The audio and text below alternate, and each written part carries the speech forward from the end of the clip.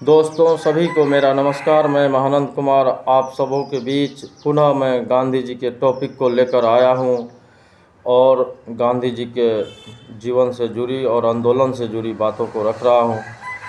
गांधी जी जब फरवरी 1916 में बनारस हिंदू विश्वविद्यालय के उद्घाटन में शिरकत कर रहे थे, उस समय एनी बेसेंट जैसे महान लोग भी वहाँ थे और वहाँ जो देखा कि गरीबों की उपस्थिति नहीं थी। गरीबों की उपस्थिति क्यों नहीं थी? क्योंकि उन्हें आमंत्रित नहीं किया गया था। जो श्रमकार थे, कामगार थे, वह भी नहीं थे। किसान तो बिल्कुल भी नहीं थे। तो किसान बड़े लोगों को, जैसे बड़े ज़मींदार, बड़े किसानों को भी आमंत्रित किया था, तो उसमें से कुछ भी लोग मौजूद थे जिसमें कि राजकुमार शुक्ल भी थे। लेकिन जब भाषण की शुरुआत हुई तो गरीबों के पक्ष में उन्होंने बोला कि देखिए, आप लोग जो यह बहुत बड़ा उद्घाटन समारोह में आमंत्रित किए हैं, सिर्फ विशिष्ट वर्गों को किए हैं, बड़े लोगों को किए हैं, जबकि हमारा देश जो है किसानों का देश है। हमारी सबसे अधिक आबादी किसानों की है, तो इसमें किसान कहाँ है, गरीब लोग कहाँ है? और जो भारत है, भारत पर अंग्रेज़ों का आधिपत्य है, तो ऐसी परिस्थिति में हमें किसानों को आमंत्रित करना चाहिए। उनके गरीबी के कारण क्या विषमता हैं, क्या कठिनाई है, उस पर भी हमें देखनी चाहिए कि क्या दिक्कतें हैं। यह कारण कई वहाँ के दिग्गज लोगों को अच्छा नहीं लगा, क्योंकि वह जब भाषण का शुरुआत किया तो गरीब किसानों से ही शुरुआत किया। तो उस बीच में लगा कि कुछ और भी बोलूं, तो उन्होंने यह भी कह दिया कि यह देश तब स्वतंत्र होगा जब हम गरीब का साथ लेंगे, गरीबों के बीच में, गरीबों के कठिनाइयों से जानेंगे उसकी परिस्थिति को।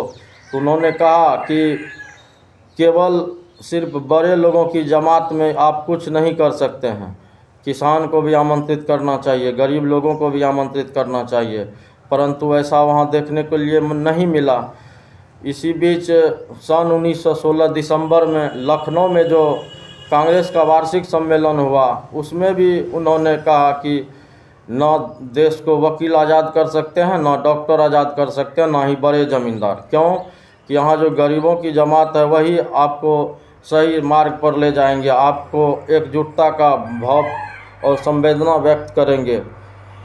सन 1916 में जब कांग्रेस का सम्मेलन हुआ तो उसमें उनका विचार हुआ कि मैं गरीबों के बीच और किसान के बीच में जाकर अपनी बातों को रखूं देश आज़ादी के लिए।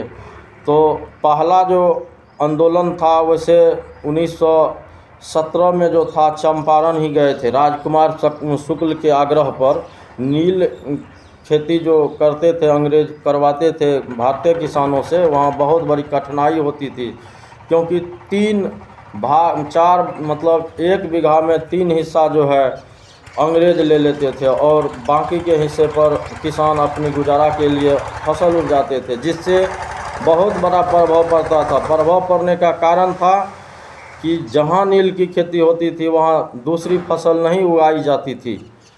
उसके बाद जब चंपारण में आंदोलन को अपना रूप दिए महात्मा गांधी, तो वहाँ भी उन्हें प्रसिद्धि मिली। उनके बाद सन 1918 में मिल मजदूर के पक्ष में उन्होंने आंदोलन रखा, अहमदाबाद जो गुजरात राज्य में है। उसके बाद मिल मजदूर की क्या समस्या थी कि वहाँ ना ओवर टाइम थी, ना पीने की व्यवस्था सही थी, और पैसा देने में भी आनाकानी करते थे, क्योंकि अंग्रेज के अधीन भारत था। तो जिस वजह से बड़े बड़े प्लांट, बड़े बड़े कुछ जो मिल थी उस पर अंग्रेज़ों का ही अधिकार था और वह मनमाना करता था, और भारतीय मूल के जो भी उसमें मजदूर वर्ग काम करते थे उन्हें अंग्रेज़ों के तुलना में कम पैसा दी जाती थी, और ओवर टाइम करा करके भी ओवर टाइम का पैसा नहीं मिलता था।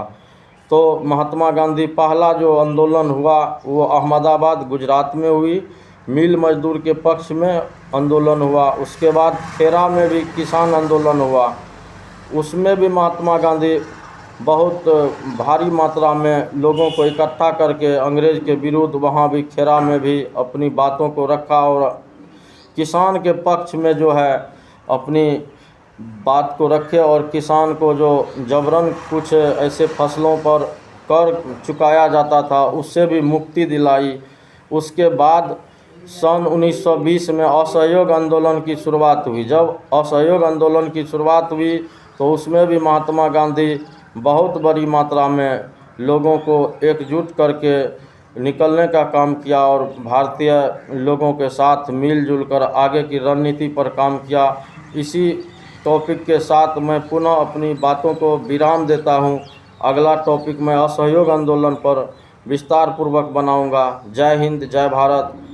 आप सभी मेरे चैनल को थोड़ा सब्सक्राइब कीजिएगा ताकि मेरा मोटिवेशन हो सके, लाइक मिल सके, ताकि मैं आगे पुनः फिर और टॉपिक बनाने में समय दे सकूं। जय हिंद, जय भारत।